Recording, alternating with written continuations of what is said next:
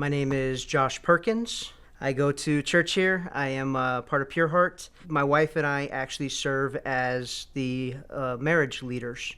So we're over the marriage ministry right under Pastor John Jennings. We found Pure Heart as a church for the kids. We were looking for something where the kids could be more involved.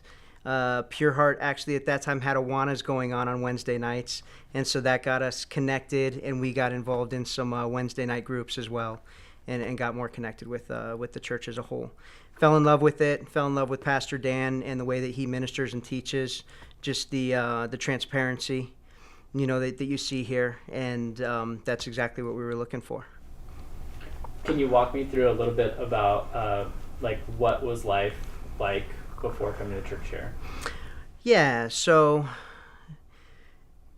to really get into my story, you do have to go back kind of to when I was born. At 8 months old, my mom abandoned my sister and I, left us with our grandparents, and as I grew up, I didn't really know that affected me. I didn't know how that would play out in my life as I continued to get older. As I entered my teenage years, I was raised by committee, essentially from that point, by my aunt and uncle and my grandparents. My dad lived in the basement and was trying to go to school and trying to start a company and doing a lot of stuff. So if anything, my dad was more like a friend that I saw every once in a while. And so my family life wasn't great necessarily, but we were raised in a Christian home, and we were very fortunate with the things that we had. But as I got older, then I started to rebel in my teenage years. My dad wanted to start being a dad. He was getting married again when I was almost 15, and at that point, then I was already kind of going downhill with drugs. I'd already gotten involved in some alcohol and stuff like that. I was getting in trouble in school. There's just a lot going on in my life, a lot of turmoil. And I didn't really know why. I didn't have a lot of reasons if I really thought about it.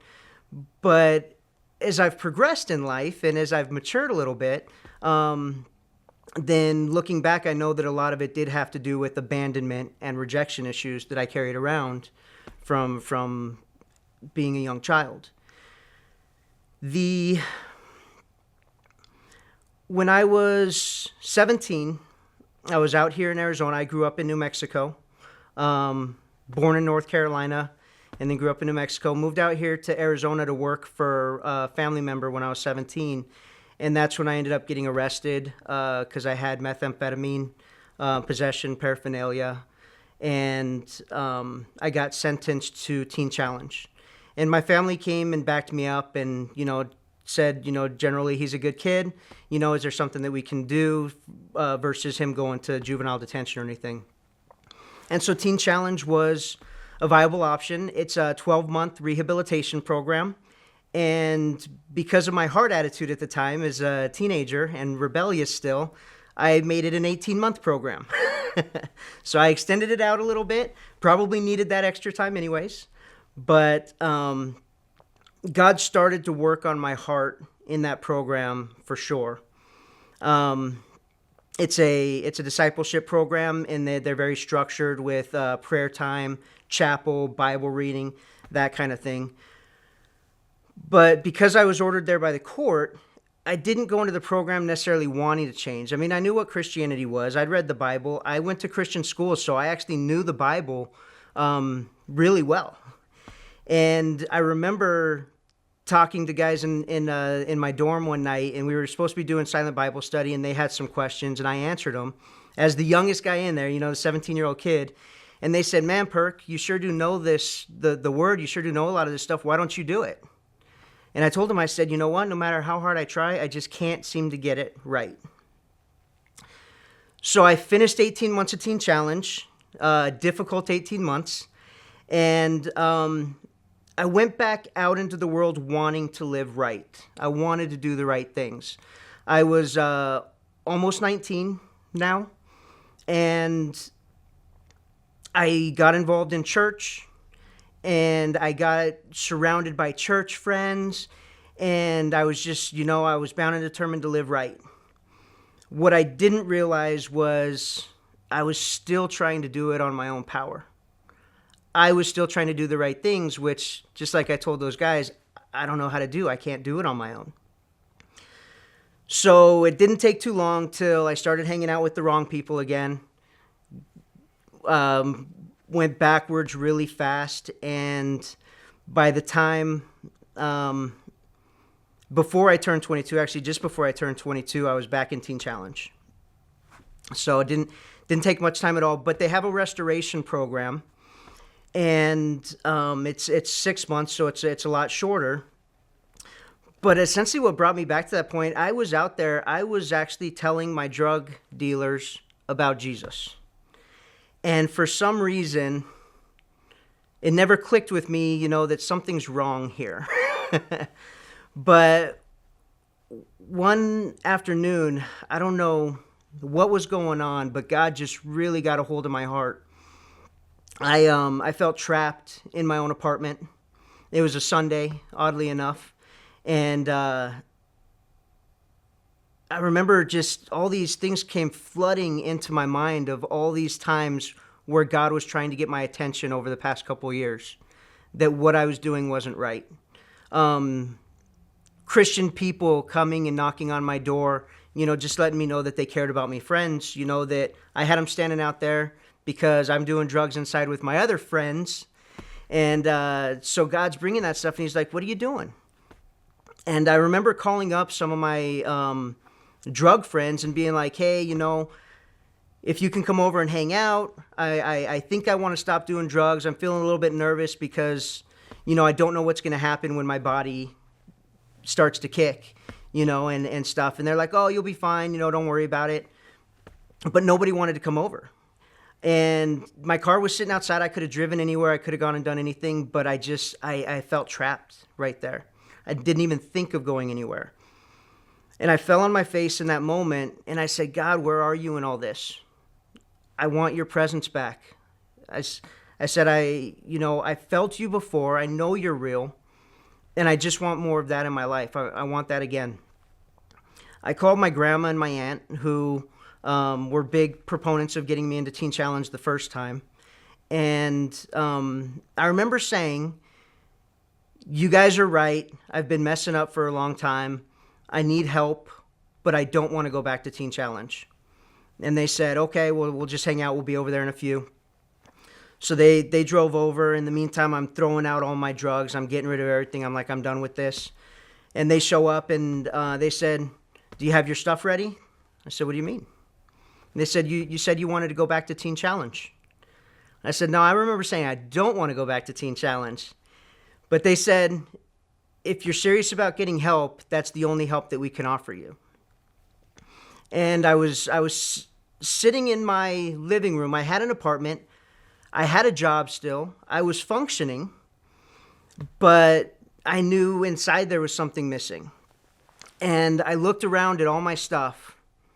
And I thought, no, I can't just pick up and leave. I've got responsibilities. I've got things to do. And the Holy Spirit spoke into my spirit, because the Bible says that his spirit will, speak to our spirits and stuff. And it just, inside of me, it just said, give up everything and follow me. And I said, no, I can't do that. What does that even mean? I'm not a fisherman and stuff. And, God's so good. He gave me another chance, and he said it again right then. He said, how much do you want my presence? Give up everything and follow me. And I looked at my grandma, my aunt, and I said, yes, let's go. And I just grabbed a bag, and they drove me down there. I remember calling family members. I was crying. I was apologizing for things I'd done over the past couple of years. I remember my grandma and my aunt saying, did he take some kind of truth drug? All this stuff going on. Teen Challenge took me back that same day, and typically they don't take you until Tuesday. So me getting there, just showing up willy-nilly and getting taken on a Sunday was an act of God. And then the next part I love because it's just like God, and He did this more for me, I believe. But methamphetamine takes about 3 days to get out of your system. I showed up on Sunday. On Monday, I wanted to leave. On Monday, I'm like, I got to get to work. I got things to do. But God kept me there. On Wednesday, we had chapel that night. And on Wednesday night, they started playing I'm Coming Back to the Heart of Worship, because it's all about you. It's all about you, God. And my heart just broke, and I said, that's why I'm back. That's why I'm here. And I went and I fell down on the altar, and I said, God, I'm 21 years old.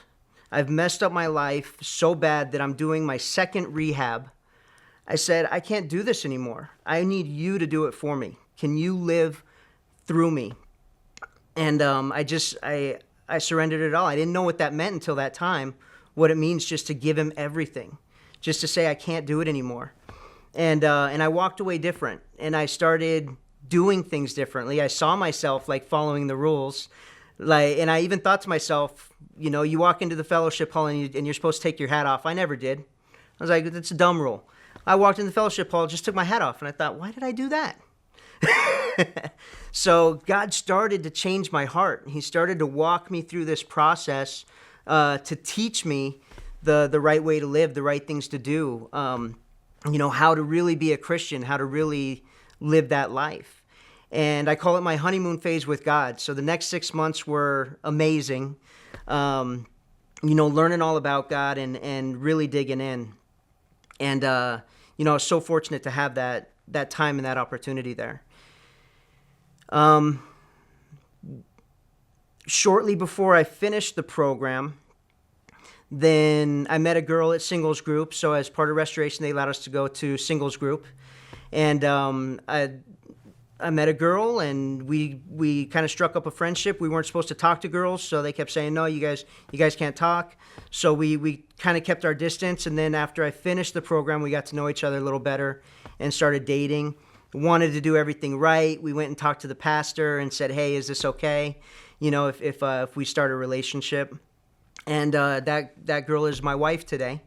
My first real relationship. Everybody else in my life, my previous relationships in my teenage years, I would push them away. I would shut it down before they were able to hurt me. During my honeymoon phase, I remember I was reading the Bible with one of my friends, and he just looked up at me and said, you need to get rid of the pain of your mom. And usually I would say, oh, my mom left when I was 8 months old. It doesn't really affect me. She wasn't part of my life. She can't hurt me. But for some reason at that time when he said it, it was so pointed and struck my heart in such a way I just started to sob. And they left the chapel open 24 hours a day at Teen Challenge. So we walked into the chapel, and again at the altar, I was just crying my eyes out, and I said, God, help me with this. Take this from me. And the Bible talks about groanings and stuff. You don't even know what you're praying. And I was groaning, and he uprooted from my soul that hurt, uprooted it from my spirit, that abandonment, that rejection, that hurt from my mom. And so that was a big turning point for me in being able to have healthy, lasting relationships where I didn't shut down and I didn't push people away. So leading to today, being over the marriage ministry is kind of a vast difference. Being able to speak into other couples of what a healthy relationship looks like, of being able to overcome some of those past hurts that people have had. I never really thought about it that way until we're talking right now, but God has definitely given me a little bit more insight into some of those things that we bring into our relationships in life without it, sometimes even knowing it, without even realizing it's there. From then till now, what I was to what I am, one thing that we used to say at Teen Challenge was we went in and we were hopeless dope addicts, and now we're dopeless hope addicts. So that was our big fun thing. So tell me, like, from from your side of the story, like how did you progress from like dabbling and then getting into doing like meth? Part of it is just the company that you keep. And so if you're hanging out with people that are only smoking marijuana, then you're likely to only smoke marijuana. But if you're smoking marijuana and you think, hey, this is cool, and this doesn't hurt and stuff like that, when you meet somebody that does meth or cocaine or whatever else, automatically think, well, I can handle that.